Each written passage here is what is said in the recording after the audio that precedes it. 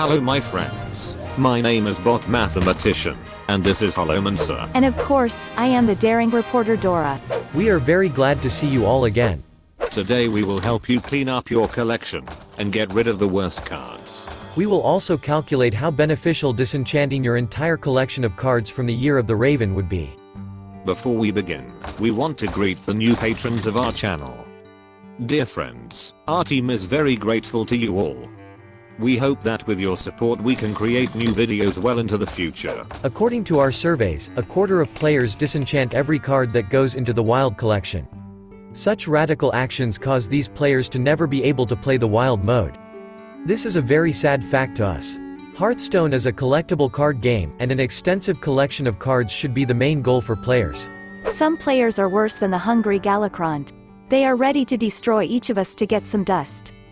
Set rotation is the worst day of the year for Hearthstone characters. Mode variety is one of the most important features of Hearthstone. Recently I have been getting more and more tired of playing the standard mode. During these periods, I play Wild. This is very fun for a while, and lets me have a change of pace. I think the Wild mode has a lot of problems. Firstly, it does not receive proper support from the developers. Secondly, despite the huge number of cards, the meta is too monotonous due to the same decks dominating.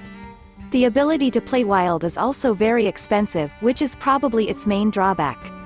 Wild contains too many cards that have very narrow applications, thus you cannot get rid of many cards after rotation since they are used in the Wild. This applies to many cards, even ones that are not very popular. Dora, you are absolutely right. We have very few cards leaving standard that have already proved their popularity and effectiveness in the Wild. Approximately 30% players get rid of some rotated cards. This is probably a rational strategy since the game has some very bad cards that were not used in standard at all, and will most likely never find a place in Wild. Despite the advantages of this approach, I never get rid of cards after rotation, since I really appreciate my collection. Let's talk briefly about the amount of dust you can get. Here are some statistics. Disenchanting a common card will bring you 5 dust. If you have been playing throughout the last 2 years, you've most likely finished your entire collection of common cards. Each set contains 49 commons, each with 2 copies. Thus, for 3 sets you should have 292 cards that you can disenchant into 1460 dust. For this amount you can't even create 1 legendary card. At best, you will be able to create 3 epic cards. Swapping 292 cards for 3 cards is a crazy idea. The same goes for rare cards. You can have up to 214 rare cards from 3 sets. Each card costs 20 dust. As a result, you have the opportunity to get 4280 dust.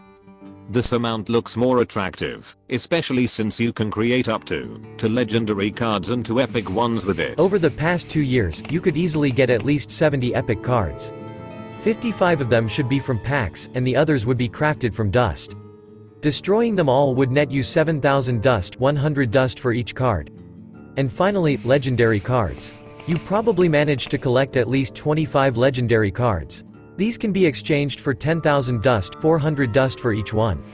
Excluding dust for common cards, you can get about 21,000 dust, which is equivalent to 84 ashes of Outland packs. For this amount you can craft 10 legendary and 13 epic cards. This looks especially tempting. We can give you some very simple recommendations. First of all, do not destroy common cards. It's not worth it. Identify a few of your favorite decks and leave their cards in your collection, this way you can play them at any time. If you have a favorite class in the game, leave all of their cards in your collection. Also, don't forget to save the most popular neutral cards for this class. Remember, you can get rid of these cards at any time. Before we get to the guide, we have a quest for you. If you decide to get rid of cards, tell us in the comments the amount of dust you got from them. Just write #dust and the amount of dust. Thanks to the hashtag we will not miss your result. Please do not take into account the dust that you received for cards that went to the Hall of Fame or the dust that you already have. Actually, it doesn't matter how many cards you get rid of, only one, or your entire collection. Each result is important. Just what the hell are you two up to? Dora, we have a theory. We believe that the annual mass disenchanting of cards can damage the game's economy. We need more information and statistics to draw more accurate conclusions, though. Perhaps developers should offer bonuses in exchange for players saving their collection. Now let's get to our list, so we can talk in more detail about legendary and epic cards. We have divided all the cards into 6 different categories according to their average popularity, based on results from their 2 years available in Standard. Each category is denoted by a number of stars. The less stars the category has, the safer it is to disenchant the card. We have also added information on current popularity in Wild from hsreplay.com for each category. Let's start with the best cards. The destruction of these cards carries the most risk. Here are the top 10 most popular epic cards. The king of this list is Mountain Giant. On average, nearly 7% of decks have used it over the past 2 years. Town Crier gets second place from us. In addition to their success in Standard, these cards have been used by approximately 2% of Wild decks in the last 2 weeks. You definitely shouldn't get rid of them. The rest of the cards are very interesting, but have almost disappeared from Standard according to current data. In addition, their popularity in Wild is about 0.5%. They are all strong, but at the same time, have very narrow applications. What about legendary cards? We made a special video talking about legendary cards. You can find the link in the description.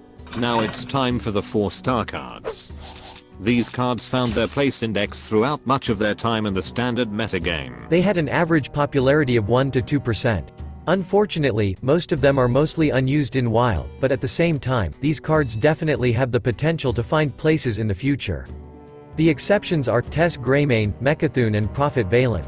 These 3 cards are already quite popular in the Wild mode. Guys, before you continue, let me announce the cards that are the most difficult for our community to part with. Despite the fact that Tess Greymane and Mechathune were not included in the list of the most influential Standard mode cards, players quite often wrote that they would miss them. I think I will not surprise anyone, but the biggest losses for the players become Ziliax and Leroy.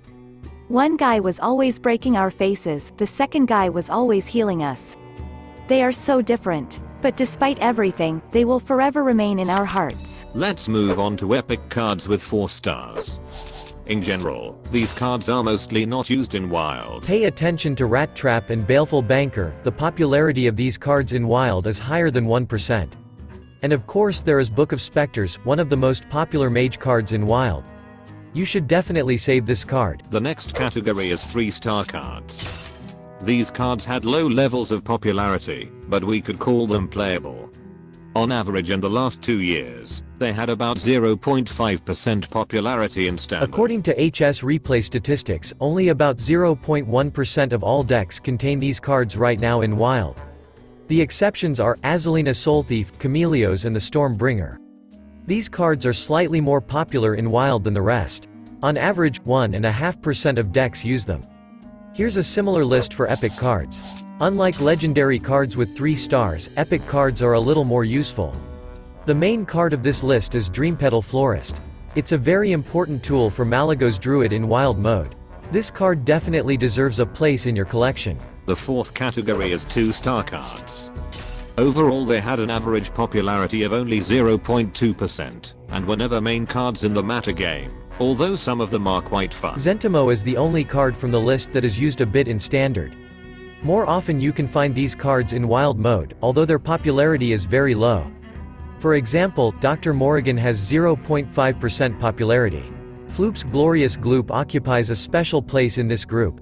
Despite very poor results in Standard mode, this card has a very high level of popularity in Wild. On average, 4% of decks use this card in various Druids archetypes. This card definitely deserves a place in your collection. The same goes for epic cards. All of them are rarely acceptable. Only a new Challenger and Cathedral Gargoyle can be seen in Standard mode, although their popularity is only 0.2%. Now let's move on to the 5th category of cards. These are the single-star cards. These cards were less noticeable in the metagame. They appeared about 10 times less than cards with 2 stars. These cards only saw the metagame for a while. For this reason, they have an average popularity of only 0.02%. Over the past 2 weeks, 0% of Standard and Wild decks contain these cards. The only exception is Glinda Croftskin. You can come across it in Standard in some versions of Quest Warlock. The same goes for epic cards. Most of them found their place in niche Standard meta decks for a short time and then disappeared forever. And finally, these 8 cards have 0 popularity.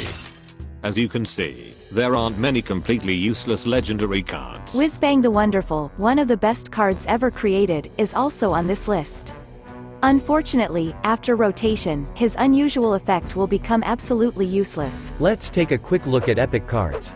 These 23 cards can be considered absolute rubbish.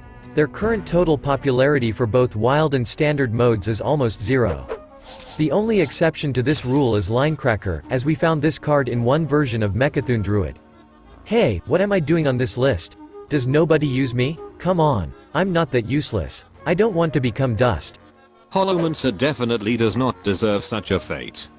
Please keep it in your collection. I don't want to search for a new co-host. The time has come for our final question. What makes you get rid of rotating cards? We created a YouTube poll. Find the I button on the screen and vote. Share your opinion in the comments. Alright, that's all for today. Thank you for being with us. And special thanks to Chris for text editing. We will meet in new videos. Good luck.